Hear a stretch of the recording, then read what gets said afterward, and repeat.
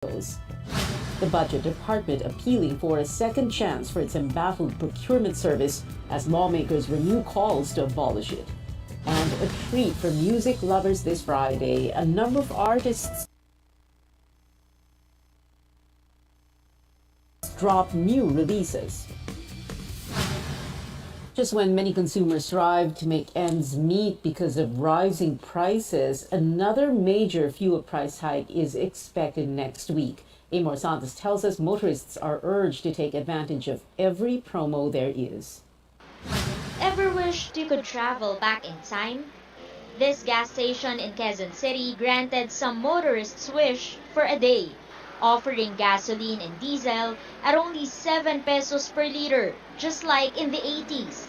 It's a limited promo for a new Netflix movie, and motorists jumped at the chance of gassing up for less. Most of them private vehicle owners. James drove all the way here from Pasig City Friday morning after securing a slot online. Sayang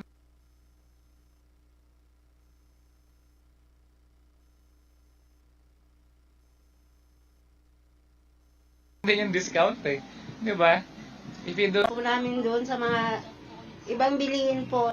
Delivery rider John regrets that his motorcycle can only contain 4 liters since the promo allowed a single purchase of up to 40 liters. Wala kasi akong sasakyan. Siguro mahirapan ba ibaba sa ganitong presyo yung gasolina, kahit di naman sa dating presyo lang bago yung pagtaas.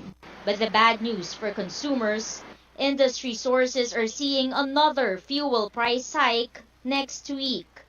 An increase of around 5 pesos per liter for diesel and kerosene and more than 1 peso per liter of gasoline. The Energy Department says domestic prices are affected by the higher demand for oil in the global market and the impending embargo on major oil exporter Russia. Public utility vehicle drivers again appeal to the government to bring down fuel prices and distribute aid.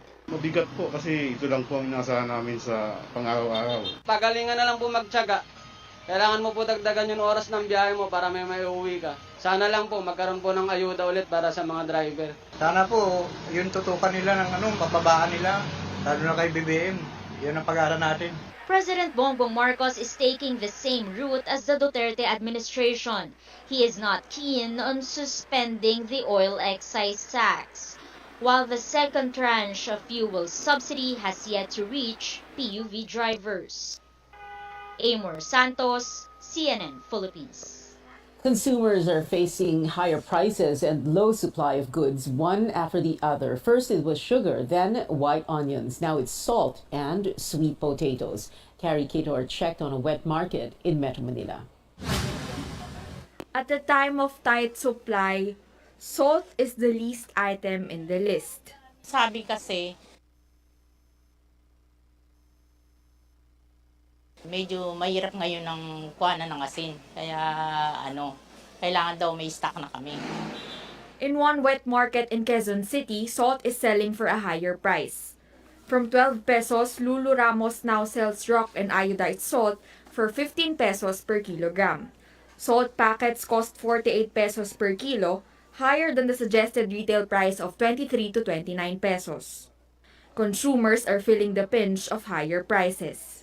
Ganun pa rin. Kasi alam mo naman yung asin, di ba, ano natin yan. Kailangan natin sa pagluluto, sa lahat ng bagay. Yung 500 piso mo, isang bigwasan lang, tapos na isang kainan lang. Hindi katulad nun.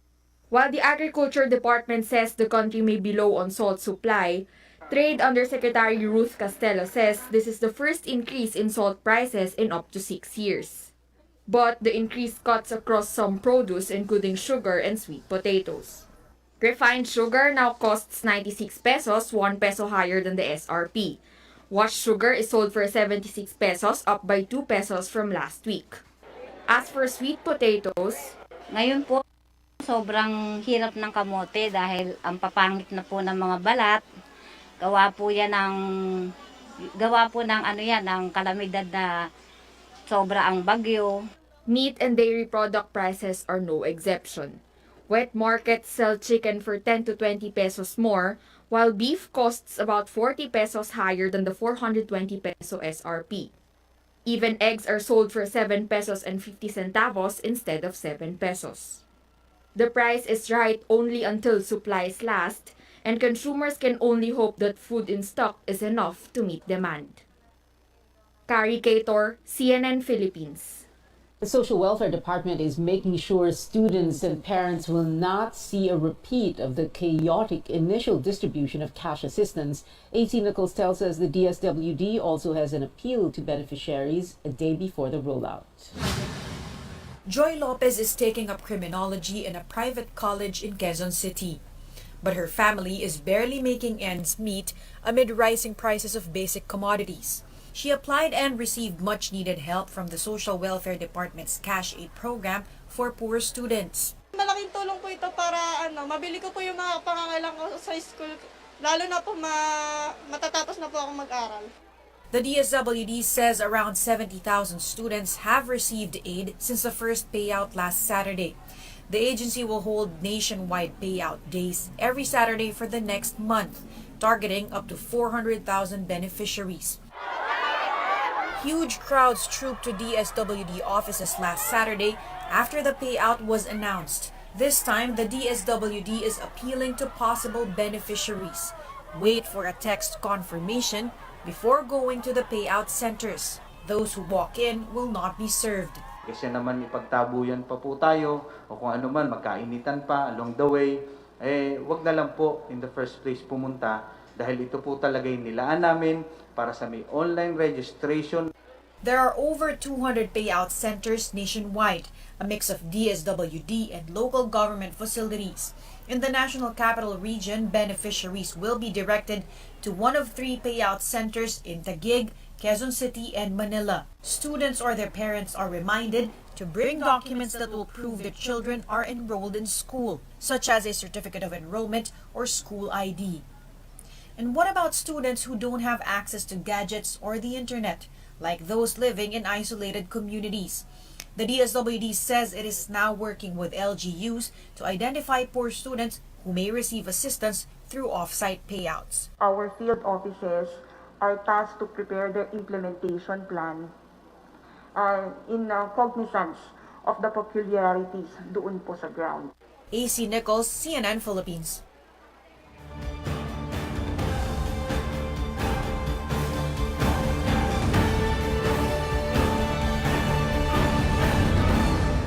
President Marcos is promising small and medium enterprises that their revitalization and digitalization are among his administration's top priorities. Our senior correspondent, Lois Calderon, joins us live from Manila. Lois, what else can you tell us? Pia, a long day for entrepreneurs, but filled with fresh hope and big promises. President Bongbong Marcos has personally come to meet them, about 500 of them, small and medium business owners and even micro enterprises here at the Manila Hotel. The occasion actually is one hosted by Go Negosyo, whose main job is mentoring struggling businesses. It's the first large-scale gathering for this sector since the pandemic, and we saw hundreds of MSMEs waiting to see Marcos himself. With security tight, it's hard to get an audience with the president, but this was his message to them, that their dreams are aligned with the administration's top priorities. The buzzwords are revitalization and digitalization post-COVID times. America's top diplomat to the Philippines, Mary Kay Carlson, was also present, telling entrepreneurs there are projects by the USAID that can help them go digital. Marcos went off script just to thank the American ambassador who was seated next to him on stage. Let's listen in. Her Excellency, the Ambassador of the United States of America, I'm very happy to see you here because this, when we first spoke, this is, and where I talked about the partnerships that need to be forged for the future. This is precisely the kind of partnership that I meant. And I hope that we will promote this sort of partnership between our two countries on a bilateral and a multilateral basis. I'm pleased that the focus of the MSME Summit, our post-pandemic recovery and the promotion of digitalization, are aligned with the priorities of the administration, for we have a common view of our shared future, the future that we as Filipinos will share together. So I express my support. Pia, this is one of the clear signs that the Philippines is continuously warming up its ties with Washington after a few wrinkles in the two nations' diplomatic ties during former President Duterte's term. Back to you. Lois, a big crowd there. How did the MSMEs receive the president's message? Pia, we asked one businessman who has a council of small businesses about how he feels about Marcos's speech, about whether they feel that the government is giving them enough support. Let's listen in. If his presence today is, a start of that support, then yes, I would like to believe that. Because, the president would be very busy with so many things. And the fact that he spent his afternoon with everyone in this summit, right? That presence and that declaration on national and global media is something to hope on and count on. Pia, one of the things that they're asking for is market access to grow from small scale to big business. You see, in this very tight credit market where borrowing for expansion of business is very expensive given high interest rates, entrepreneurs or enterprises want banks to come up with a different way or a separate way by which they are assessed if they are credit worthy. So in short, it's a different credit score that they're asking for. Pia, back to you. Lois Calderon there reporting. More stories up ahead. Yet another controversy involving the Budget Department's procurement service. This time over its failure to withhold final income taxes to pandemic suppliers. And the rehabilitation of the Tulyahan River drawing to a successful close with millions of tons of waste extracted. Keep it here on News 9.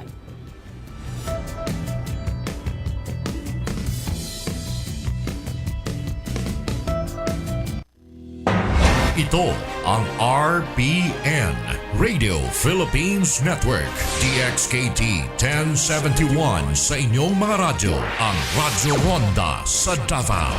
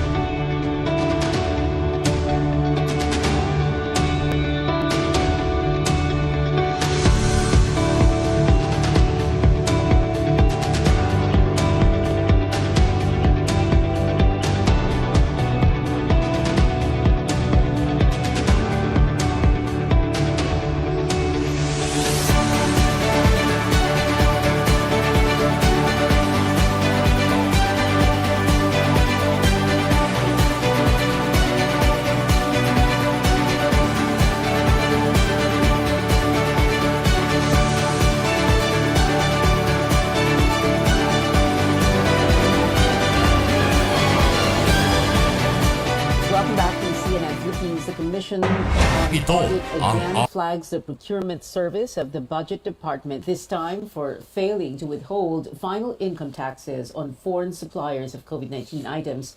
COA said the government lost some 3 billion pesos in potential revenue because the PSDBM did not withhold the final income tax applicable to non-resident foreign corporations. The unit paid 11.80 billion pesos to foreign suppliers, which are required to pay a 25% tax. The former officer in charge of the PSDBM's Comptroller Division argued that transactions made with suppliers were exempt from tax under the Bayanihan to Heal as One Act. But COA said this only applies to value-added tax, excise tax, and other fees. The PSDBM also facing the issue of alleged overpriced laptops for teachers at the Education Department. The Budget Secretary makes her case before lawmakers on why the PSDBM should not be abolished despite one controversy after another. This report by Paige Javier. Budget Secretary Amina Pangandaman defends its procurement service after it becomes embroiled in another issue. Senators are calling for the abolition of PSDBM following Thursday's probe over the 2.4 billion peso laptop mess. Pangandaman defers to Congress if they really wish to do so. During the time when I was with Secretary Jokno in 2017 to 2019, one of the benefits of the PSDBM is actually the savings that the government incurred during that time, which is worth 18 billion. So I think if we give a chance to PSDBM, and if we clean the process and the system of the procurement in PSDBM, maybe we can go back to its old glory. She believes PSDBM can be fixed with programs in place. Senators Win Gatchalian and Coco Pimentel think otherwise. Gatchalian says it might be better to let government agencies do their own procurement. I don't see the point of its existence. So abolish it. Just give it to the department, make them accountable. Pera mo yan, ikaw bumili. If may mali, ikaw may accountability dyan. Gatchalian says the laptop controversy shows there are loopholes in the PSDBM procurement process. Looking at the setup in PSDBM, I clearly believe that there is something wrong. Probably, may sindikato operating inside PSDBM. Senator Pimentel says it's time to pull the plug if changes in PSDBM can't be done. Kaya paulit-ulit ang aking hamon kay new Executive Director ng PSDBM, si Attorney Santiago, na save your agency. Kasi kung wala tayong makitang pagbabago na talagang kahanga-hangang pagbabago, tama na sigurong goodbye PSDBM na. The Senate Blue Ribbon Committee will resume its probe next week, while a House bill was filed calling for an investigation. The same Commission on Audit report on the laptops flagged the PSDBM's approval of contracts for personal protective equipment worth 1.38 billion pesos, despite the lack of necessary certification. Senators Pimentel and Risa Ontiveros want another probe into this matter. If I may po, if you'll be giving us a chance to at least clean PSDBM, we will highly be happy with that. Paige Javier, CNN Philippines. Severe tropical storm Florida leaves tens of millions of pesos worth of damage to agriculture and infrastructure. Agriculture losses now at more than 19 million pesos, with rice and corn crops hit hard based on data from the Agriculture Department. More than 1,200 farmers affected. The DA distributed bags of seeds to the farmers. Disaster management officials say damage to infrastructure reached almost 34 million pesos. Florida damaged 24 roads and bridges in the Ilocos region, as well as 7 infrastructure in Cagayan Valley. Meanwhile, the Bangsamoro Autonomous Region in Muslim Mindanao under a state of calamity because of widespread flooding brought by bad weather. The state of calamity took effect on August 18 and will last until the end of October. The Tulian River Cleanup Project has finally been completed after 2 years. San Miguel Corporation officially finished its 1 billion peso initiative to clean the river. The project began in 2020 together with the Environmental Department in support of the government's flood mitigation efforts and rehabilitation of Manila Bay. SMC President and CEO Ramon Ang said that with this project, they were able to extract 1.12 million tons of silt and solid waste from the river, which will deepen and widen its water holding capacity to reduce severe flooding in the metro. This project benefits flood-prone cities of Navotas, Malabon, Valenzuela, and Caloocan. The company also marked the first year of its 2 billion peso cleanup initiative for the Pasig rivers. So far, they have removed over 510,000 metric tons of solid waste from the polluted river. The company hopes the initiative will entail constant efforts to keep trash from being dumped into the river. China announces new economic measures to deal with the impact of COVID-19 and the worst heat wave that hit the mainland, while Beijing has yet to fully reopen its borders to international travelers. Locals are fueling demand for tourist destinations. Tristan Adalo has the full story.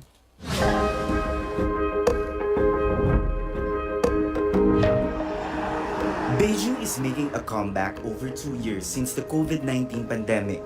People are heading to work, dining out, or pausing in temples and enjoying a leisure time at the park. A far cry from 2020 when the capital was virtually a ghost town. But authorities are making sure people strictly observe COVID-19 protocols. Testing booths are accessible and free to the public. So before going to any tourist spots or establishments here in Beijing, you have to make sure that you have the Green Health Code. So ito yung ginapakita sa mga establishment o sa bawat lugar na pupuntahan mo sa Beijing bilang proof na you tested negative for COVID-19 in the last 72 hours.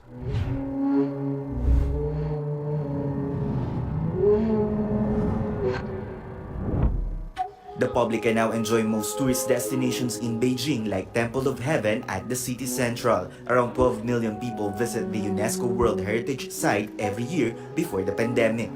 A health code is needed to visit the temple.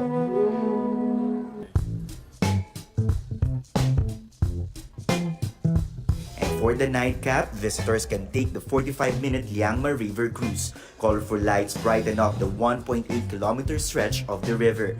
The Liangma River International Waterfront is a new tourist attraction showcasing fashion, modernity, and diverse cultures at the heart of Beijing. While these are good signs out of the pandemic, full economic recovery remains a challenge for the world's second biggest economy. Beijing just announced a number of economic measures to battle the impact of the pandemic and its worst heat wave in 6 decades. China's biggest focus now remains on infrastructure, but Beijing also aims to boost its local tourism, investment, and consumption to further revive its economy. In Beijing, China, Tristan Odalo, CNN Philippines. Up ahead, the even with Jordan Clarkson and Kai Soto, Gilas comes up short once again to Lebanon. And Ben and Ben releases their new single about moving on, while pop megastar Britney Spears is back with a new club banger in her collaboration with icon Elton John. You're watching CNN Philippines.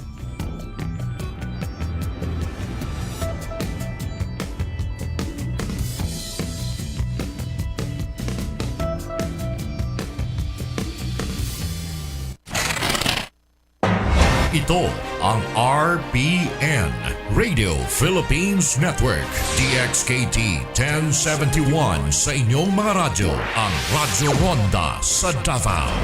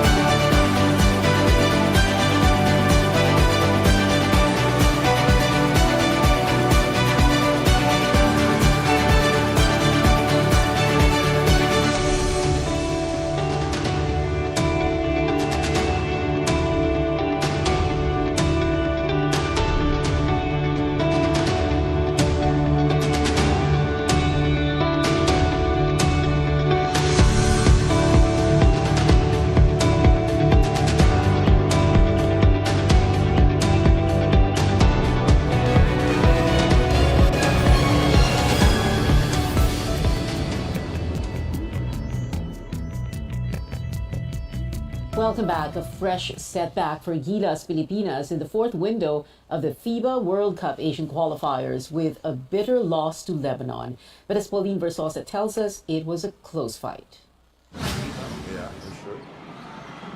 Gilas Pilipinas came out with great energy to open their campaign in the fourth window of the FIBA World Cup qualifiers. Even with Lebanon's home court advantage, the Filipinos kept their opponents scoreless in the first 2.5 minutes thanks to their great defense. In his much-awaited Gilas return, Philem NBA player Jordan Clarkson immediately made his presence felt, scoring 11 points in the first period. Slow start for his But Lebanon's offense slowly came back to life as they began to wax hot from downtown. Gilas, unable to sustain their strong start, committed multiple turnovers which suddenly erased their 10-point lead at the half. Asian MVP Wael Arakji then powered his team to a pivotal 68-63 lead by the third period. But Gilas remained within striking distance and even tied things in the final quarter. But in the game's dying seconds, Arakji drilled the dagger 3 that would virtually seal Lebanon's victory. Final score 85-81. The loss spoiled Clarkson's big night with a Utah Jazz star finishing with 27 points, 7 assists, and 6 rebounds. I think we did a good job of competing. You know, we had a great game plan coming in, but you know, it's hard to win when you have 20-plus turnovers in a game like this, especially with the home crowd behind them. But I mean, for us, it's bright. You know, we just getting this team together. We got some good young stars on the team. Just a tough one tonight. You know, we just gotta take it on the head and get back to the drawing board. Also leading the team's gallant stand was Dwight Ramos, who scored 18 points and 10 rebounds, while Japet Aguilar and Kai Soto chipped in 11 and 10 points respectively. Despite the loss, head coach Shot Reyes says he's very happy with how the team played and how they gave it their best shot. We expected that it would be a big challenge, a big battle for us. But I'm very proud of the way our team played. I thought we battled and we battled hard. We competed. Unfortunately, we had too many turnovers. 21 turnovers really was the big difference in this ball game, and that's just a result of us not yet as familiar with each other as we'd like to be. So if we get some more time, some more practice time together, then we should be able to address that.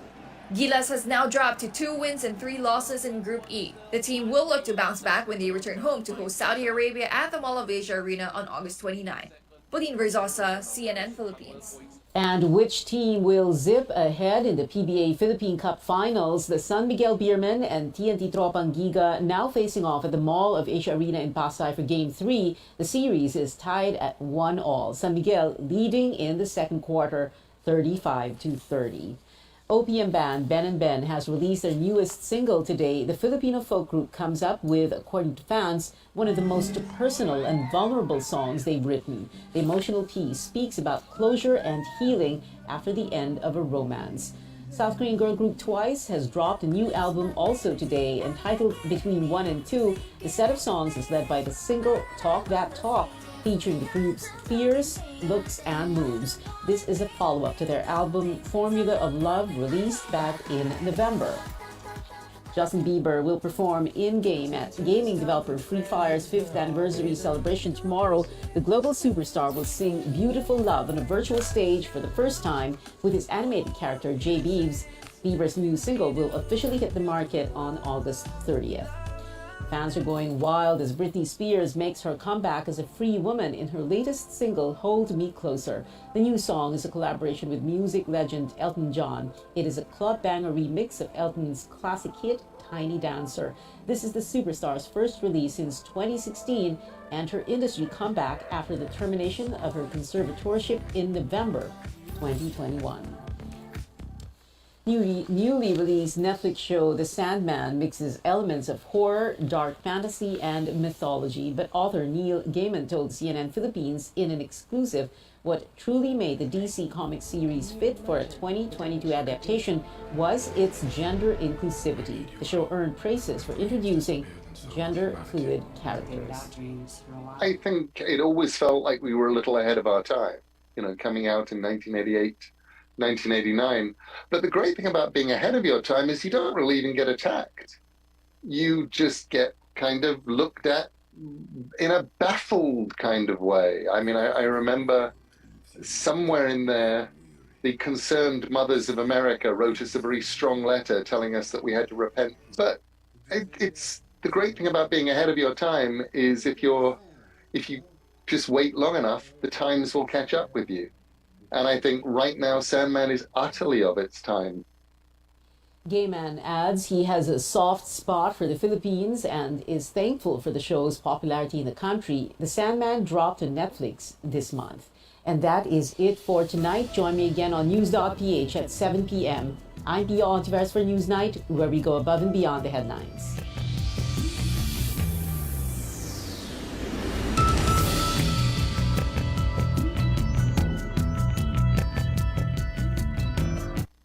This program is brought to you by RPN DXKT 1071 sa dial sa